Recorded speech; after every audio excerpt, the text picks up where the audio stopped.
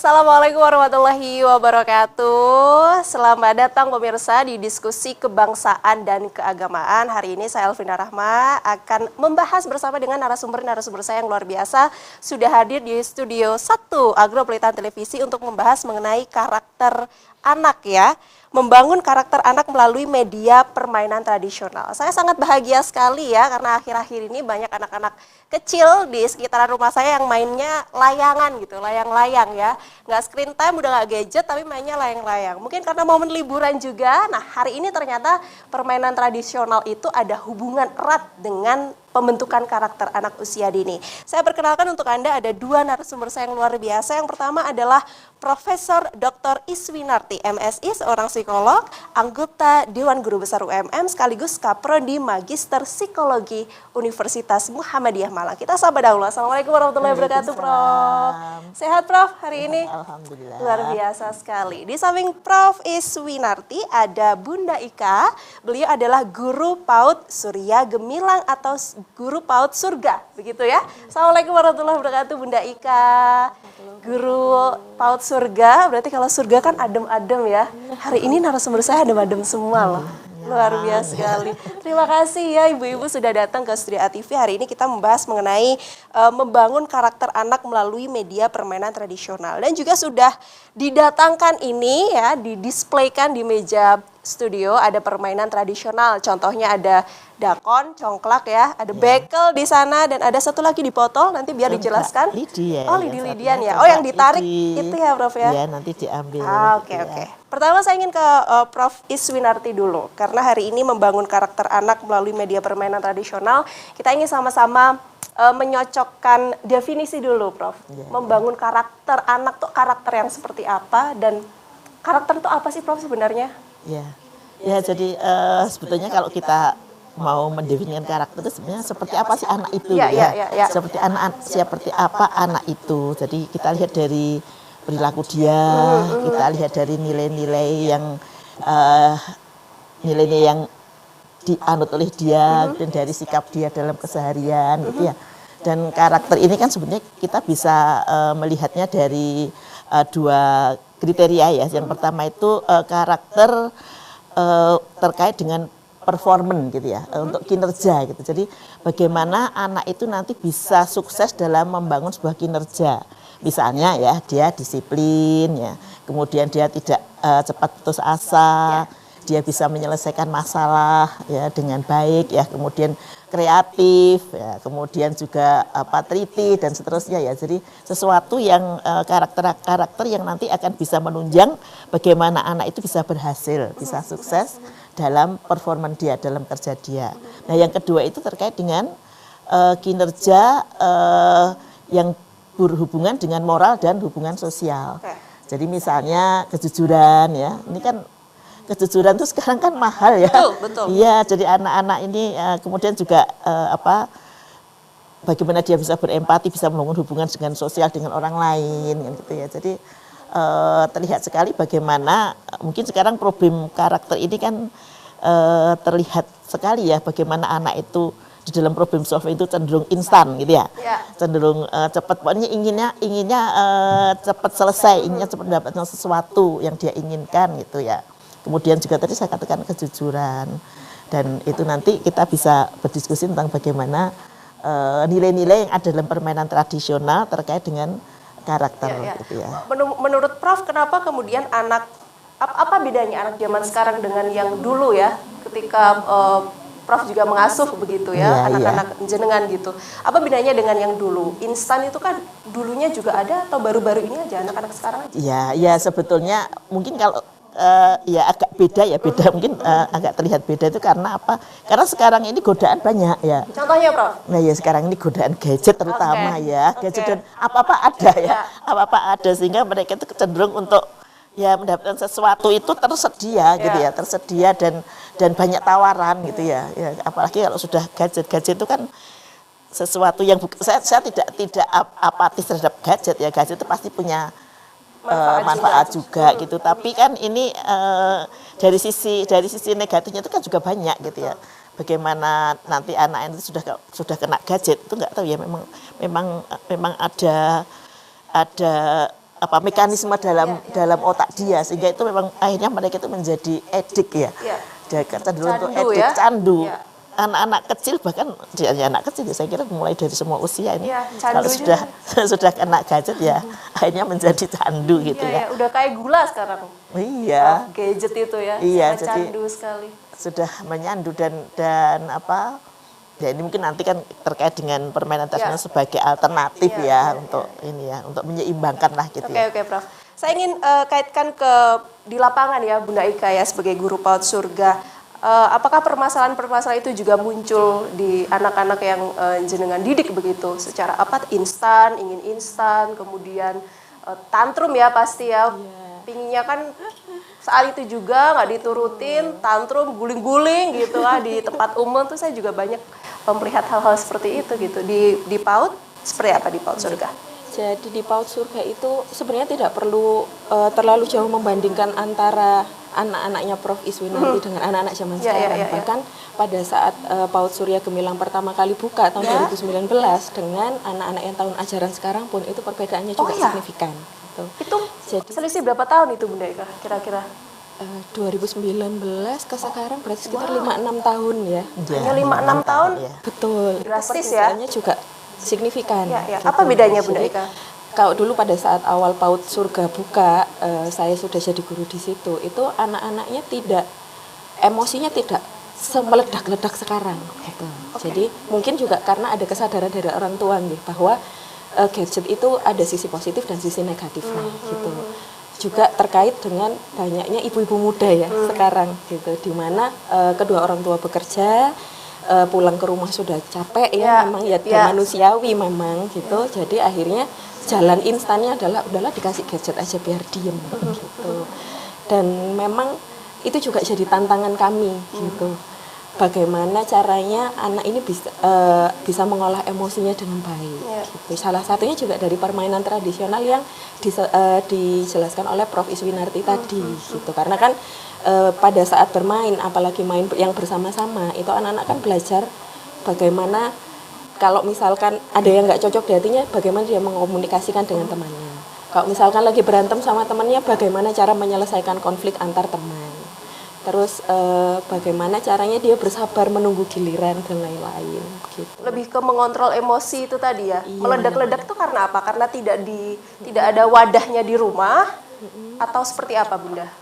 Kalau yang saya lihat itu kalau zaman dulu itu orang tua itu masih mau ikut bekerja sama dengan sekolah gitu. Jadi kalau misalkan anaknya tantrum, orang tuanya masih mau ikut menenangkan anaknya begitu. Kalau yang sekarang memang iya, saya juga tidak menyalahkan karena orang tua juga pasrah ya. Iya betul, karena orang tua pasrahkan kan juga ke sekolah gitu ya. Buru-buru mau berangkat kerja, sudah dikejar waktu, aduh keburu macet, keburu terlambat dan lain-lain. Jadi akhirnya udah Bunda terserah Bunda aja. Kadang begitu. Saya maunya jadi anak ini gitu. Karena mungkin pemikirannya adalah pemikiran orang tua mungkin ya, karena sudah bayar di sekolah yang menurut dia sudah standarnya tinggi, jadi maunya hasilnya juga tinggi, padahal tidak boleh serta-merta seperti itu ya. Jadi pola asuh orang tua juga sangat berpengaruh. Sangat penting ya, meskipun gadget disediakan, tapi kalau kemudian pola asuh orang tuanya bisa balance, ya mungkin tidak akan seperti itu begitu. Bunda Ika dan juga Prof. Iswinarti masih akan kembali berbincang mengenai membangun karakter anak melalui media permainan tradisional. Usai jeda kami akan segera kembali untuk Anda pemirsa.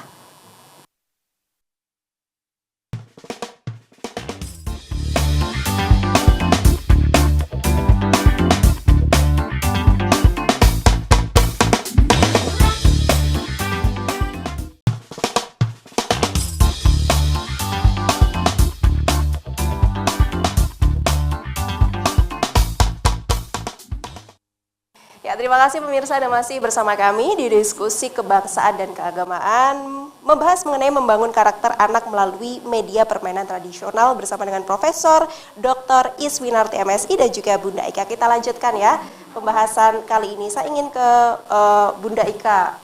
Bun, kalau di PAUD Surga itu bagaimana kemudian bermainnya atau metodenya di sana untuk itu tadi balik ke Profesor tadi membangun karakter performance, kemudian dan juga moral begitu ya. Kalau di PAUD Surga seperti apa? Kebetulan ini kan kita juga sedang MPLS ya, masa pengenalan lingkungan sekolah gitu, di mana banyak sekali murid-murid baru yang datang. Gitu. Bagaimana caranya kita memperkenalkan nih teman-teman barunya itu juga melalui permainan tradisional. Gitu. Mungkin juga mengenal ini ya ular yang main ular-ularan. Ular naga ya. Jadi bagaimana kita mengajarkan anak-anak untuk mematuhi peraturan karena kan harus pegang pundak temennya. Terus nanti jalannya bergantian ya, nggak dulu-duluan karena memang kan salah satu karakter anak usia dini adalah dia spontan, dia gampang terdistraksi dan dia tidak sabaran gitu. Jadi memang selain anak-anak yang belajar, kami sebagai guru juga belajar bagaimana cara menghadapi anak-anak gitu. Terus juga kalau untuk pembelajaran itu salah satu contohnya adalah bisa pakai congklak. Nah, karena kan kita juga mengajarkan literasi dan numerasi gitu. Salah satu cara kami untuk mengajarkan numerasi adalah memakai congklak karena pada saat anak menaruh biji congklaknya satu persatu, anak kan juga otomatis menghitung 1, 2, 3 dan lain-lain. Nah, itu juga terintegrasi untuk anak-anak yang usianya 2 sampai 4 tahun seperti mengenal warna, mengenal bentuk dan lain-lain, itu juga bisa dari biji congklaknya. Nah, yang ada di PAUD Surya Gemilang itu biji congklaknya berwarna-warni.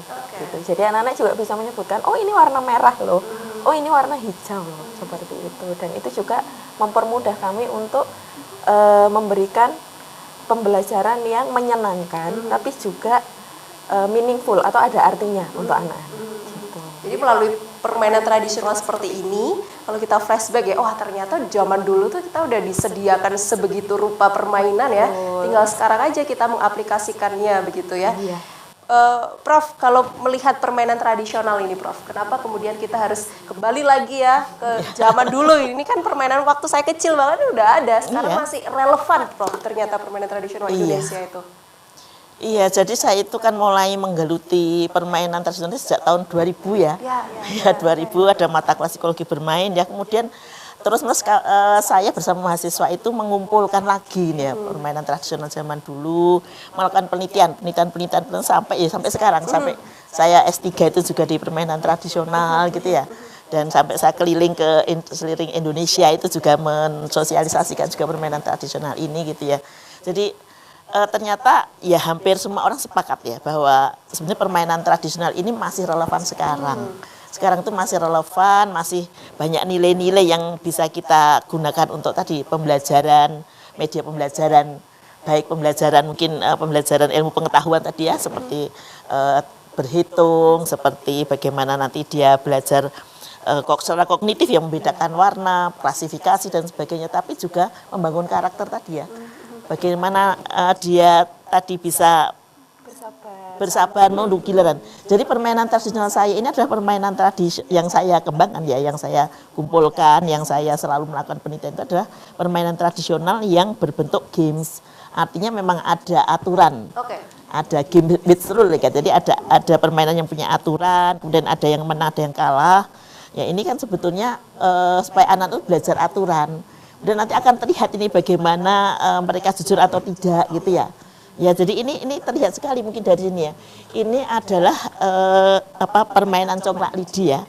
Ini permainan congklak lidi yang akhirnya saya kembangkan, saya beri warna-warna juga gitu ya karena ini sebetulnya bisa digunakan untuk ya dari permainan ini akan terlihat bagaimana kejujuran itu akan terlihat gitu ya. Ini kan diginikan ya, terus ini nanti kan dia itu harus mencungkil ini dan tidak boleh bergerak gitu ya. Ini tidak boleh bergerak dan hampir dari apa yang diterapkan oleh para mahasiswa atau mungkin saya ya ketika menerapkan ini awalnya anak-anak pasti akan mengalami dilema moral ya.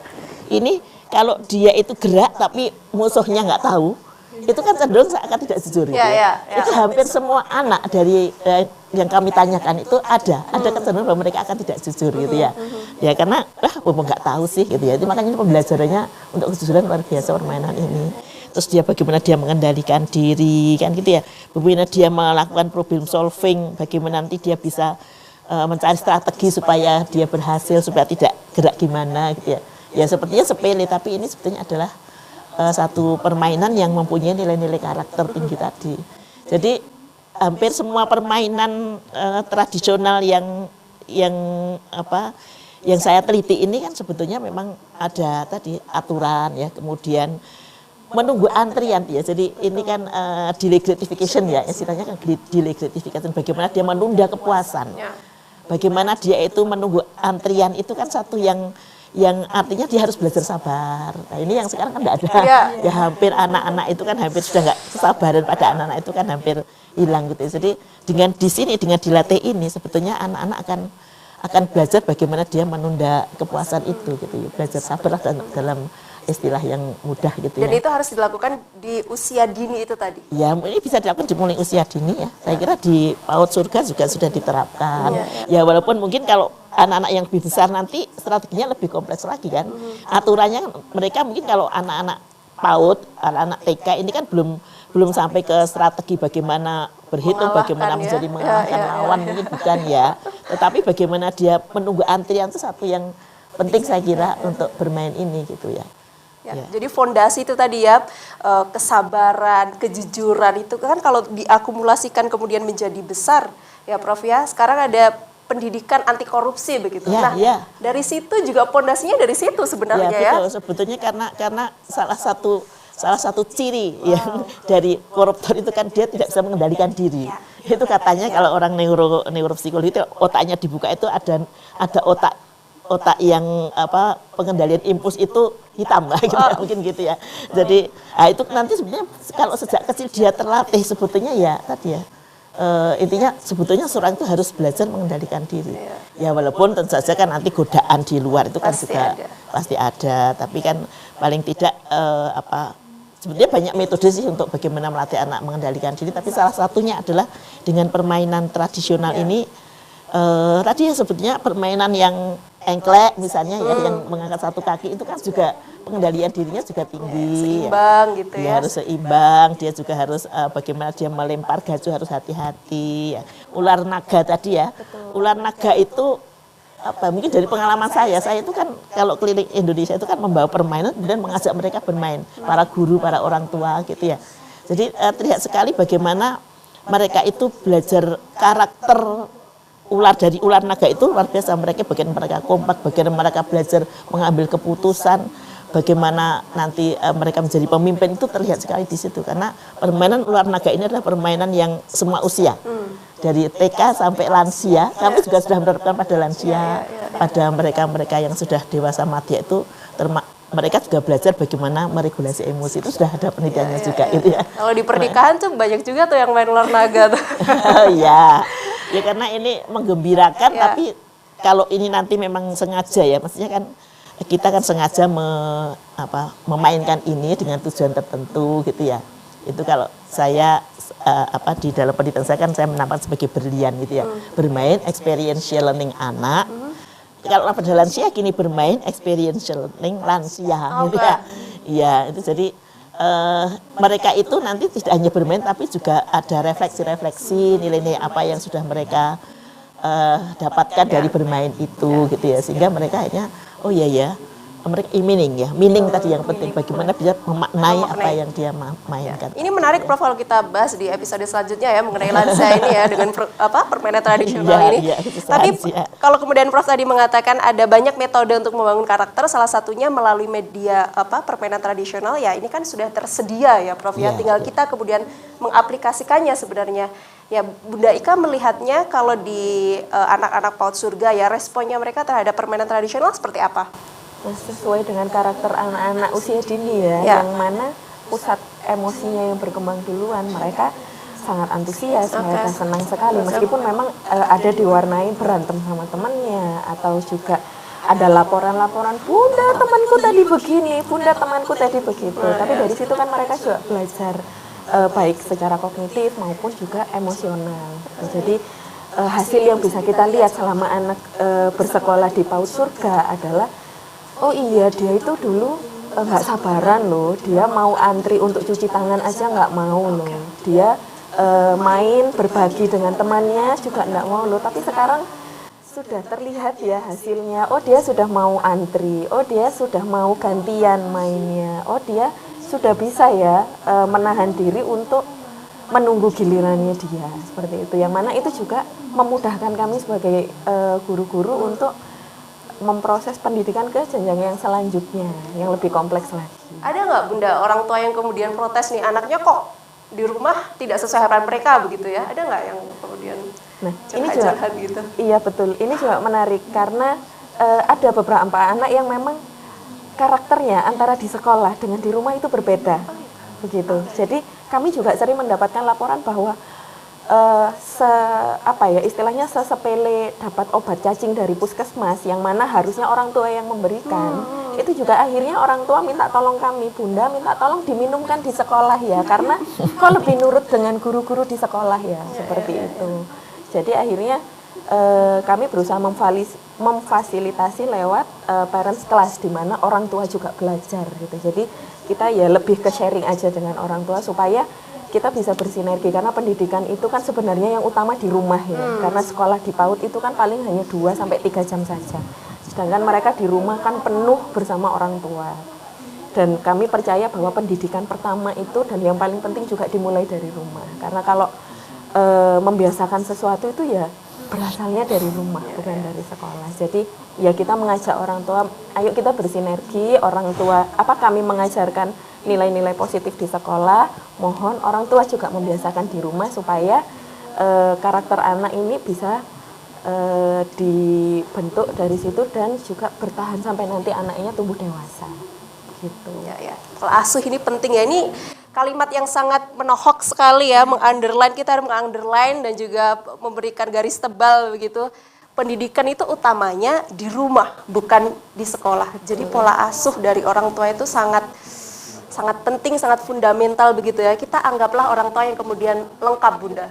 Tapi kalau ada salah satu yang tiada perannya, nah itulah kenapa di PAUD Surga ya biasanya yang ada di grup sekolah hanya ibu-ibu saja. Nah, kami meminta kepada orang tua, ayahnya juga harus ada di grup gitu. Selain juga supaya ayahnya juga berperan aktif, juga kita meminimalisir miskomunikasi gitu. Jadi kalau sama-sama membaca kan nanti pasti ngobrol lah di rumah. Oh ya anaknya besok ada kegiatan ini nih, kita harus menyiapkan ini. Jadi secara tidak langsung kami juga mendidik orang tua di rumah, bagaimana mereka berkomunikasi dan bagaimana mereka bersinergi untuk mendidik anak bersama-sama. Karena kan bikin anaknya berdua, jadi bagaimana caranya mendidik anaknya juga tetap harus berdua. Gitu. Tidak boleh salah satu saja ya. Kalau anaknya nakal yang disalahin ibunya, anaknya kurang bersih yang disalahin ibunya. Wah banyak. Ini kalau kita bahas udah nggak selesai-selesai nih, dari hulu ke hilir, dari mulai rumah tangga, mulai dari rumah, cara mendidik, komunikasi, sekolah, dan lain sebagainya. Ternyata dari permainan tradisional ini sangat esensial sekali ya untuk membangun karakter begitu. Bunda Ika, kalau kita melihat dari ekspektasi orang tua yang ingin anaknya cerdas ya, pinter gitu, pinter hitung-hitungan, cepat membaca, tapi mengesampingkan bermain. Kan anak-anak usia segitu kan harusnya bermain dulu ya, utamanya kan bermain ya. Bagaimana kemudian PAUD Surga ini menyelipkan ya metode pembelajaran tadi melalui permainan tradisional begitu? Jadi dalam kurikulum kami itu memang kebanyakan anak-anak bergerak. Jadi bukan tipikal yang seperti kita ya duduk yang istilahnya teacher center atau guru sebagai satu-satunya sumber informasi begitu. Kalau untuk yang kelas saya yang memang masih kecil-kecil ya 2 sampai 3 tahun, memang saya lebih banyak outdoor daripada di dalam kelas karena bagaimanapun anak-anak itu sangat eksploratif sekali dan rasa ingin tahunya juga tinggi gitu. Dan banyak hal yang bisa kita lihat di luar. Dan kalau main di luar juga kan lebih leluasa anak-anaknya. Bagaimana kami mengkomunikasikan dengan orang tua ya pertama lewat pertemuan orang tua itu tadi gitu. Bahwa kelompok bermain ya memang bermain begitu. Tapi kami juga menjelaskan bahwa pembelajaran yang kami lakukan itu joyful atau menyenangkan, meaningful, mempunyai arti atau ada makna yang bisa diambil nantinya, dan juga mindful, di mana hasil yang didapatkan dari pembelajaran tadi juga diaplikasikan di luar sekolah begitu. Maksudnya bisa melekat di anaknya, seperti yang dijelaskan oleh Prof. Iswinarti tadi, seperti kejujuran, seperti kemampuan dia untuk menunda kepuasan gitu. Karena kan kalau di rumah itu, apalagi kalau liburan ya, biasanya orang tua juga, aduh bunda liburan Stres banget. sekali gitu. Kok nggak sekolah-sekolah sih? Kok di rumah ngeributi. Iya, jadi kalau pas jalan-jalan dengan orang tua kan juga akhirnya akan merasakan gitu loh. Oh iya ya, anakku mau ngantri ya. Oh iya ya, anakku mau bersabar menunggu. Kalau misalkan pesan makanannya tidak datang-datang, anaknya bisa menyikapi dengan lebih baik gitu loh. Jadi akhirnya orang tua juga memahami, oh iya ternyata dengan kegiatan bermain pun ada nilai-nilai dan ada kemampuan-kemampuan yang akhirnya bisa berkembang dan sangat sangat bermanfaat bagi orang tua juga gitu. Anggapan belajar tidak hanya duduk diam diajarin gitu ya, tapi melalui bermain juga mereka mendapatkan hasilnya. Antri, sabar itu tadi ya, joyful, meaningful, mindful. Kita akan lanjutkan di segmen selanjutnya ya, masih tentang membangun karakter anak melalui permainan tradisional. Tetaplah bersama kami.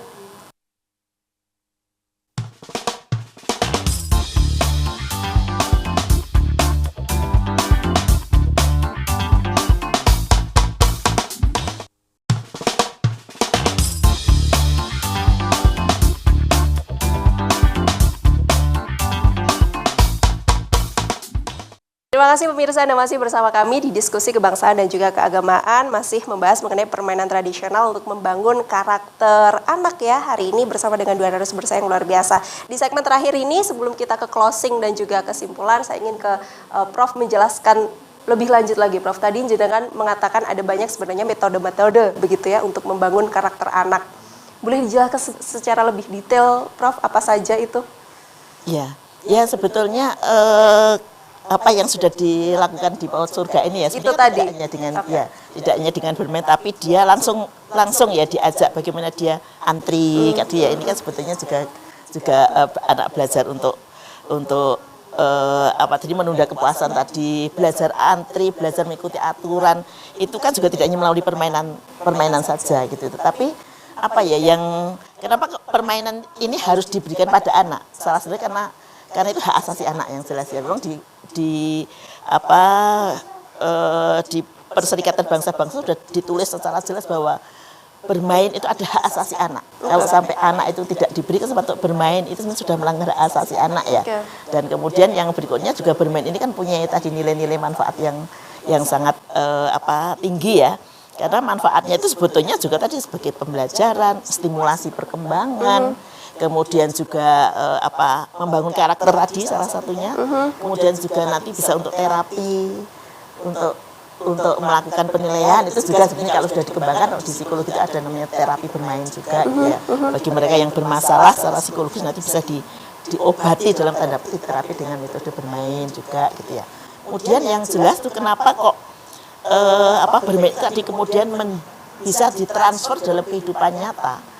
Karena memang bermain itu sebetulnya ke dunia kecil anak, dunia anak. Jadi sebetulnya ketika dia misalnya tadi menggeser biji dakon, ini kan dia sedang belajar berhitung, ya berhitung beneran gitu ya. Ketika tadi misalnya dia di sini bagaimana dia belajar untuk mengatasi ini, sebenarnya dia juga sedang mengatasi masalah beneran gitu ya. Sehingga itu tadi bagaimana kemudian anak ini nanti kalau dia memang di segmen bermain, ketika dia sedang bermain itu dia belajar banyak hal, itu sebenarnya bisa ditransfer dalam kehidupan nyata ya. Itu mungkin keunggulan bermain ya, walaupun saja nanti sebetulnya dengan misalnya tadi kehidupan yang dia harus antri beneran, kemudian dia harus misalnya belajar sikat gigi itu bagaimana dia melakukan strategi bagaimana sikat gigi itu, ini kan juga kehidupan nyata yang anak belajar sebetulnya dari situ. Jadi bisa langsung yang tidak bermain, dalam arti tidak pura-pura nyata atau dengan bermain. Tapi kan memang kenapa bermain itu menjadi sangat penting, karena ya anak itu dunia bermain gitu tadi ya. Dan setiap saat apapun dia menjadi bermain. Ketika dia misalnya belajar goreng telur pun sebetulnya kan dalam pikiran dia sedang bermain goreng telur. Walaupun itu akhirnya dia belajar goreng telur beneran gitu ya. Dan itu yang menjadi dikatakan sebagai the power of play gitu ya. Kekuatan bermain itu di situ. Ya makanya kenapa sosialisasi itu menjadi penting ya.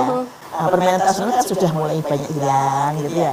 Permainan tradisional sudah mulai banyak hilang, walaupun sebetulnya ini kan mulai bayi pun sebenarnya kita sudah bisa melakukan itu. Jadi misalnya icik-icik itu kan juga gitu ya. Ya. Nah kalau layangan itu kan ya bagaimana anak bermain layangan. Ya. Ya, sekarang sedang musim. Ya, betul. Wah ini kemarin anak pembantu saya itu katanya cerita anaknya itu sampai lidok-lidok. Ya. Pengalaman dia itu luar biasa. Ya, ya. Bagaimana dia bisa berkotor-kotor.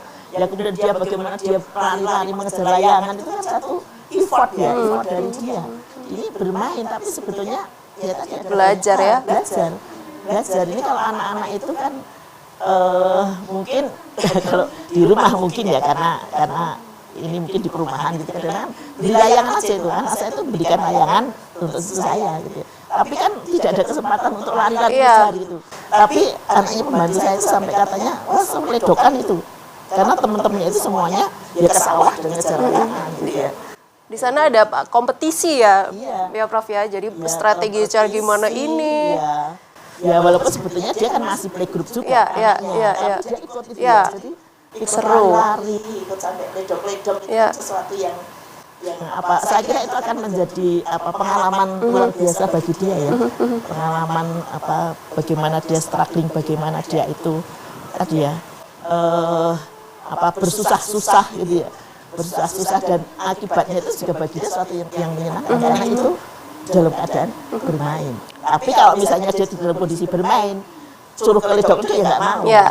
Tapi karena dia sedang dalam suasana bermain, apapun bisa. Ya, ya. Dan menjadi core memory ya. Nanti kalau waktu besar gitu, saya dulu mainannya pernah layangan sebegininya gitu.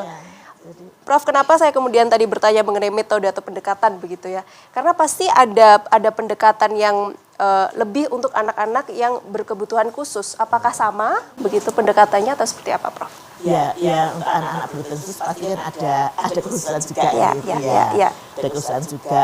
Jadi walaupun ya kalau di permainan tradisional ini semuanya sebenarnya bisa diberikan juga pada mereka kan, Oke. gitu ya. Hanya memang kan beda ya. Mungkin daya tangkap mereka atau bagaimana mereka meresponnya juga jadi beda. Tapi kalau misalnya memindahkan ini pada anak-anak autis itu bisa dilatih konsentrasinya kan itu ya. Hanya memindahkan biji dakon, kemudian anak main engklek. Ya ini ada penelitian yang anak adik-adik itu kan engklek juga ternyata bisa meningkatkan konsentrasi anak hiperaktif ya. Itu sudah saya teliti gitu ya. Jadi itu sebetulnya kan sama. Anak-anak itu sudah belajar ada engklek yang memang dia itu berjalan ya, naruh di sini kan. Saya punya 11 jenis engklek ya. 11 jenis? Bukunya apa tuh, Prof? Bisa dibeli di... Ya ada di penerbitnya tuh MMS ya. Oke. Ya jadi itu ada 11 jenis engklek. Salah satu engkleknya itu yang dia itu berjalan lewat itu tadi ya kotak-kotak itu ya. Itu kan ternyata bisa mengendalikan hiperaktif mereka gitu ya. Ini walaupun memang lebih lama ya. Ya. Prosesnya lebih lama ya. Kemudian juga memang yang mengasuh juga harus lebih sabar gitu karena ini kan khusus gitu ya. Tapi beberapa permainan ini sebetulnya juga bisa diterapkan pada anak tertentu sesuai dengan kekhususannya. Ya. Prof, kalau melihat sekarang ini ya, permainan tradisional ini apakah sudah kemudian sangat masif diterapkan kepada para anak dalam membangun karakter atau seperti apa? Selain PAUD Surga ya?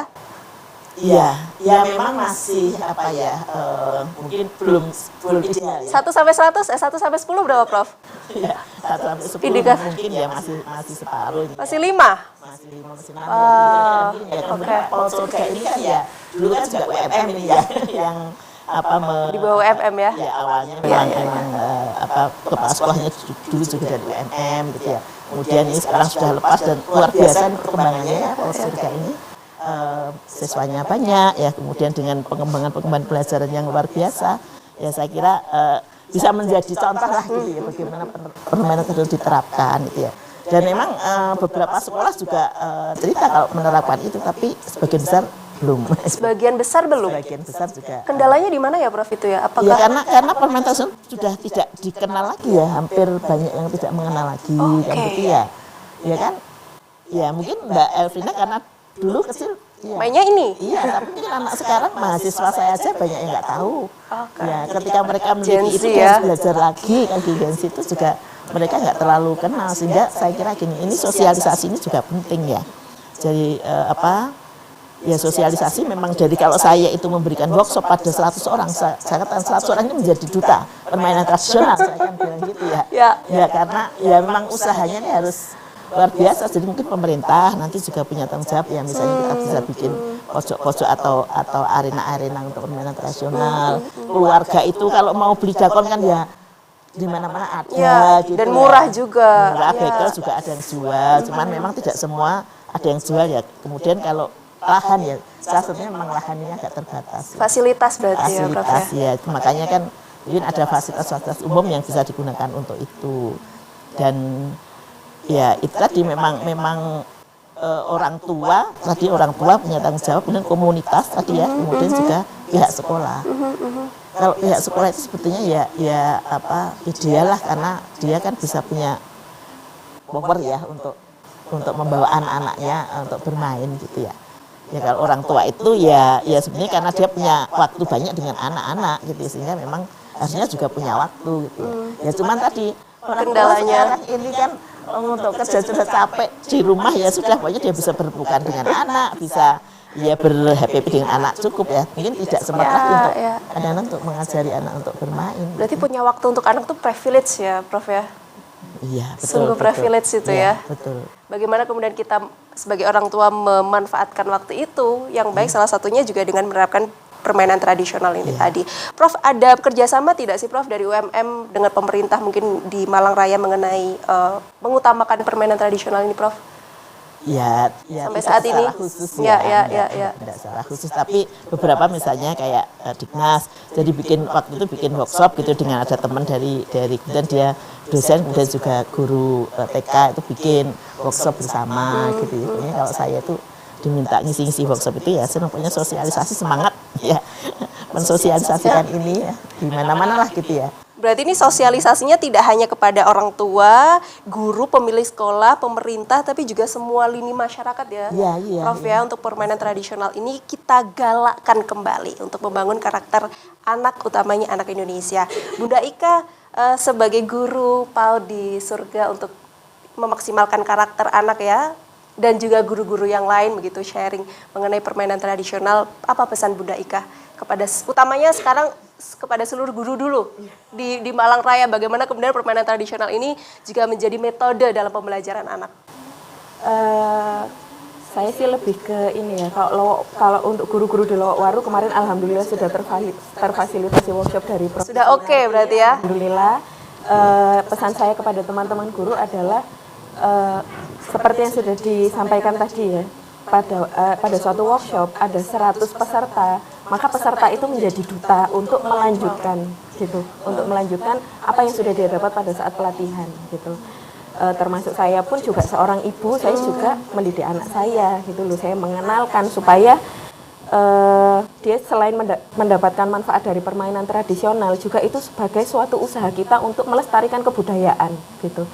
Nah kalau misalkan kita sendiri tidak melestarikan kebudayaan yang kita punya, mau siapa lagi gitu. Sedangkan ya alhamdulillah menjadi guru itu seperti yang sudah sampaikan tadi, kita punya privilege gitu. Kita mengenalkan ke anak murid kita yang mana menurut orang tua anak murid ini lebih manut dengan gurunya. Nanti juga harapan kita adalah di lingkungannya nanti dia akan ngajak teman-temannya, mengajak saudara-saudaranya gitu. Selain untuk melestarikan permainan tradisional tadi, juga bisa bertumbuh bersama, dan nantinya harapan kami adalah karakter-karakter baik yang sudah yang sudah tumbuh melalui permainan tradisional tadi bisa melekat sampai dia tumbuh menjadi individu dewasa yang nantinya bisa bermanfaat baik untuk masyarakat gitu. Bunda Ika jadi guru PAUD sudah berapa tahun? Dari 2014. 2014? Iya. Hampir 11 tahun ya. 11 Jadi tahun. 11 tahun mengajar itu keluh kesah apa yang paling menempel Bunda Ika? Sebenarnya mendidik anak itu sebenarnya lebih mudah daripada mendidik orang tuanya memang. Mendidik anak lebih mudah daripada mendidik orang tuanya. Iya. Berarti Bunda Ika juga mendidik orang tuanya berarti ya. Betul, karena memang seperti yang sudah saya sampaikan tadi gitu. Kami mendidik orang tua itu juga dari anaknya gitu loh. Kalau orang tuanya melihat oh anak saya pertumbuhannya baik nih gitu loh. Oh iya, dengan apa ya istilahnya dengan bermain pun dia pertumbuhannya juga maksimal nih gitu loh. Kita berharapnya orang tua itu juga oh iya, saya punya anak, saya punya tanggung jawab karena anak tidak minta saya lahirkan, tapi saya yang meminta ke Tuhan untuk bisa punya anak gitu loh. Maka jagalah amanah dari Tuhan ini dengan cara yaitu tadi menyediakan waktu untuk anaknya. Itu salah satunya ya dengan bermain bersama itu tadi. Gitu. Mendidik anak lebih susah daripada mendidik orang tuanya. Jadi pesan dari Bunda Ika untuk para orang tua yang punya anak gimana tuh? Nah, Bunda. yaitu tadi ya anak adalah amanah ya dari Tuhan yang harus kita jaga sebaik-baiknya gitu loh. Dan mendidik anak itu bukan hanya tugas dari gurunya tapi juga tugas dari orang tuanya. Jadi harapan saya adalah saya dan teman-teman guru yang lain sudah menanamkan hal-hal positif, nilai-nilai positif yang kami harapkan bisa diaplikasikan juga di rumah. Kami inginnya orang tua juga membiasakan hal yang sama begitu. Dan orang tua itu contoh ya untuk anaknya. Betul. Maka bagaimana orang tua berekspektasi anaknya ingin menjadi apa, maka orang tua dulu yang harus jadi seperti itu. Kalau mau anaknya jujur, ya jangan bohong. Betul. Gitu ya. Luar biasa sekali ya, mengena sekali karena dua sosok perempuan hebat ini adalah pelaku, aktor yang nantinya juga mendidik ya anak-anak bangsa Indonesia untuk menjadi generasi yang luar biasa, untuk menjadi generasi yang emas begitu. Kalau generasinya baik, insya Allah bangsanya juga baik. Terakhir Prof, penutup Prof, singkat saja Prof, monggo. Iya, jadi ini kan mengingat bahwa permainan tradisional mempunyai nilai-nilai yang luar biasa ini ya untuk membangun karakter, maka seperti sudah disampaikan dalam pembicaraan kita ini perlulah diterapkan nih. Orang tua silahkan untuk bermain permainan tradisional dengan anak-anak, guru sebagai guru nanti ya, dan pihak sekolah itu juga bisa menerapkan permainan tradisional ini di sekolah, kemudian juga masyarakat ya, masyarakat ini nanti sediakanlah ini fasilitas-fasilitas untuk permainan tradisional biar anak-anak ini nanti juga ya menikmatilah masa kecil yang indah, masa kecil yang ini tidak selalu dipenuhi dengan gadget saja gitu ya, yang saya kira ini sekarang ini gadget sudah memang luar biasa juga mempengaruhi anak-anak sekarang. Masif jadi sudah masif, ini masif, jadi ini ada banyak, saya kira kekhawatiran ini sudah dirasakan oleh semua pihak ya. Jadi ini permainan tradisional bukan menggantikan gadget, bukan, tapi paling tidak menyeimbangkan lah gitu ya. Menyeimbangkan bahwa mungkin ini dari pengalaman para guru, para orang tua yang pernah kami training gitu ya. Pada mereka-mereka yang anaknya punya kecenderungan untuk ada edik gadget gitu ya. Dia menyadari gitu bahwa oh ternyata ada ya permainan selain gadget gitu ya. Oh ada permainan tradisional ya. Kemudian juga oh ternyata juga kalau saya pengen anak saya tidak edik gadget ya, saya juga harus meletakkan hati saya gitu. Nah ini satu hal yang dari pengalaman berhubungan dengan para orang tua ini. Ya, tadi ini penting ya, kalau nggak mau kayak gitu ya jangan kayak gitu. Kalau nggak mau anaknya candu gadget ya orang tuanya jangan candu gadget. Terima kasih banyak Prof, Bunda Ika sudah hadir di Studio TV. Kita lanjutkan nanti di segmen di episode selanjutnya ya, kita bahas mengenai pendidikan anak usia dini, karakter ya. Karena ini sangat penting di zaman sekarang ini yang semuanya serba gadget dan semua serba digital. Kembali lagi ke permainan tradisional, ke permainan jadul ya, menjadi salah satu metode bagaimana cara kita untuk membangun karakter anak menjadi generasi emas dan bangsa yang lebih baik. Karena kembali lagi bermain itu adalah hak asasi anak. Saya Elvina Rahma pamit undur diri, kita ketemu lagi di episode selanjutnya. Wassalamualaikum warahmatullahi wabarakatuh. Sampai jumpa.